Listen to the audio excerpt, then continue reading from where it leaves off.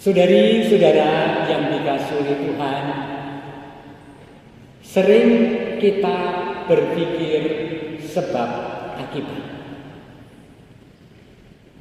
Dalam relasi antar sesama itu terjadi.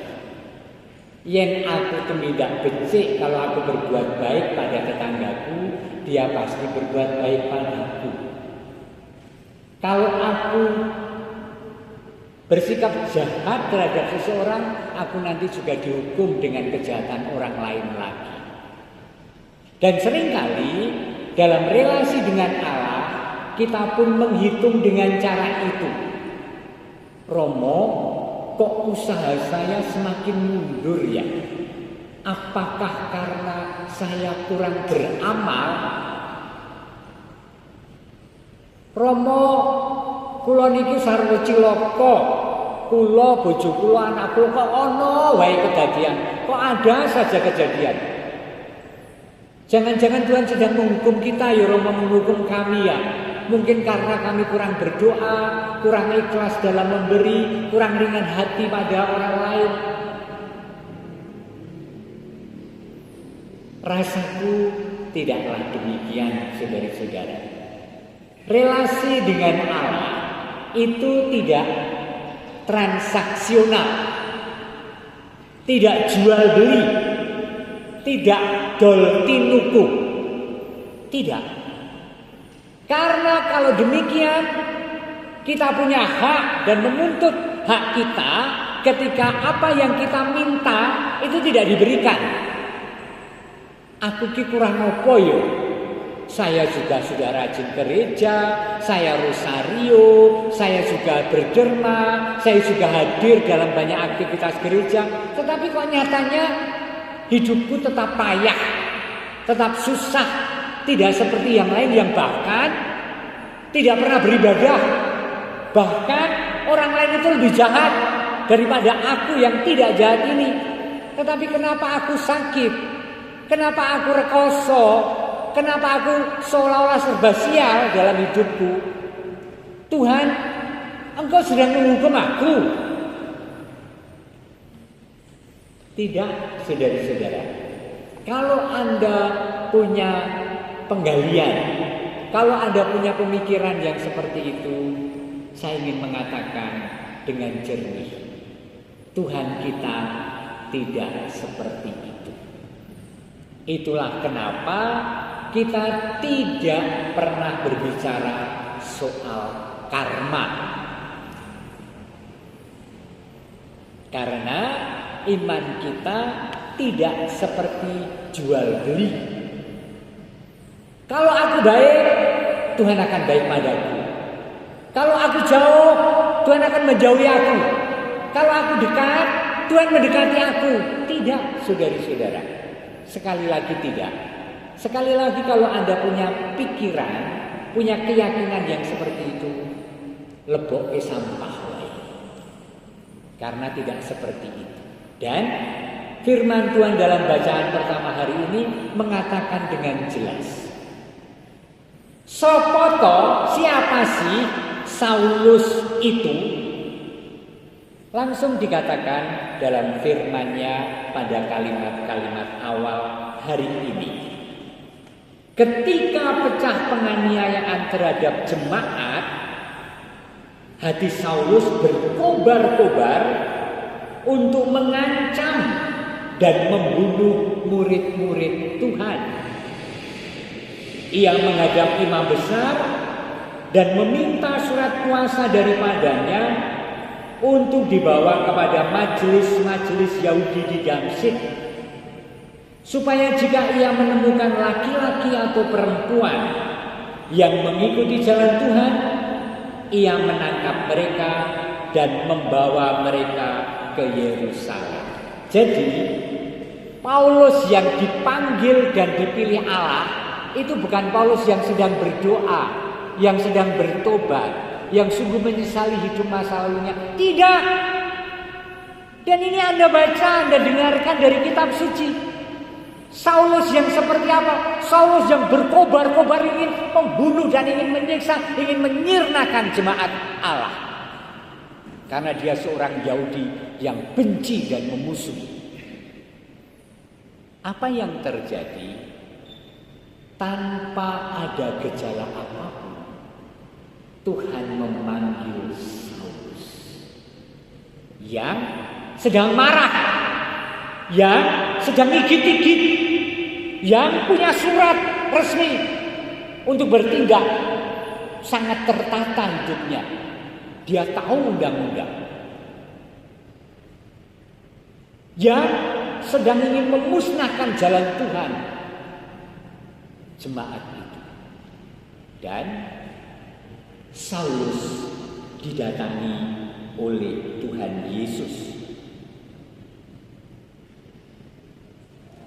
Ketika ia sudah dekat kota itu, tiba-tiba cahaya memancar dari langit mengelilingi dia. Ia rebah ke tanah dan kedengarlah olehnya suatu suara yang berkata kepadanya, Saulus, Saulus, mengapa engkau menganiaya aku? Jawab Saulus, siapakah engkau Tuhan? Katanya, akulah Yesus yang kau aniaya itu. Dan seterusnya,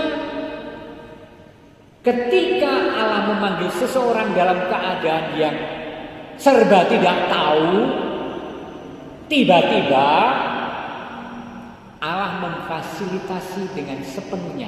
Semua masa depannya ditata oleh Allah. Amin. Jangan pernah mengatakan aku lagi sibuk, aku sempurna wis kesel tak melu wis. Ora. Aku sibuk ning mergo iki timbalan dalam Gusti, aku mau mengikuti. Dan nanti semuanya tertata, dan itu saya alami ketika saya banyak mengajar di sekolah evangelisasi pribadi di Jogja, di Semarang, di Solo. Selalu para usahawan, selalu para pebisnis itu menjawabnya adalah aku masih sibuk. Lalu tak jiat-jiat percaya marang Gusti Allah. Tuhan akan menata hidupmu sehingga semuanya akan berjalan dan kamu akan mengalami kegembiraan, keselamatan. Mungkin rikuh karena saya romo sehingga mereka ikut. Lalu saya janji itu kursus yang tiap minggu selama 3 sampai 4 bulan. Saya mengatakan ini baik. 2 kali datang. Kalau kamu bosan, boleh kamu tidak meneruskan. Tak izinkan. Setiap orang yang datang dan dengan mengancam dirinya daripada dilaklok ke Romo Agus, saya tak berangkat. Lalu saya tantang pada, loh, minggu ketiga, loh kok kamu masih datang? Iya Romo, saya ingin sekali, saya senang sekali di tempat ini. Saya senang mendengarkan urean-urean tentang iman. Saya senang Romo. Bahkan ada seorang pengusaha. Bu, nanti kalau ibu selesai dengan seluruh proses ini, hati ibu akan berkobar-kobar dalam iman. Dan dia menjawab, Romo, sejak kedatangan saya pertama, saya sudah dikobarkan oleh Roh Kudus. Saya hadir terus. Luar biasa ya. Nah saudari-saudara yang dikasihi oleh Tuhan, Allah sungguh menata. Bahkan sampai hari ini ada orang yang terus percaya bahwa semakin mengabdi Tuhan, semakin rezekinya ditambah.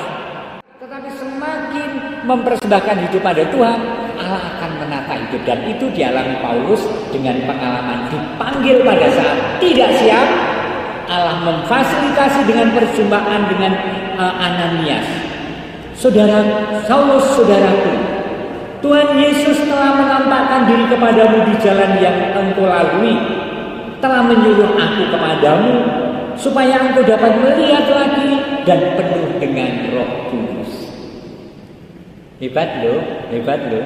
Maka saudara-saudara, satu, jangan pernah menghidupi kepercayaan sebab akibat. Aku ki apik, Gusti Allah ki becik marang aku, yang aku becik marang Gusti Allah. Ora.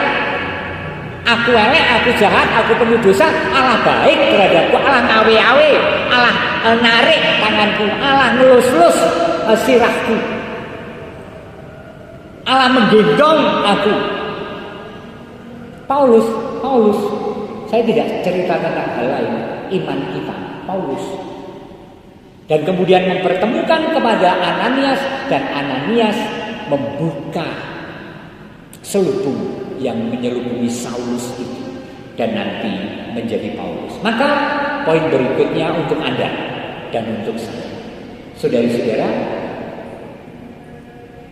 tidak usah menunggu kita baik untuk membuka hati kepada Tuhan dan percaya sepenuhnya. Tidak pernah ragu, jangan pernah ragu untuk menghindar dari Tuhan sampai menunggu kalau aku baik, aku mau melayani. Kalau aku sudah suci, aku mau berpartisipasi. Tetapi bahkan ketika kita dalam kesusahan, dalam kemarahan, dalam kekecewaan, bahkan juga kepada Tuhan kita kecewa dan marah, siaplah bahwa Allah sungguh bisa mengubah setiap pribadi yang hadir di sini. Amin. Yuk bersama Paulus kita membuka hati pada Tuhan, dan Tuhan akan berkarya memanggil, membarui setiap pribadi dari kita, dari saya dan dari Anda. Tuhan memberkati.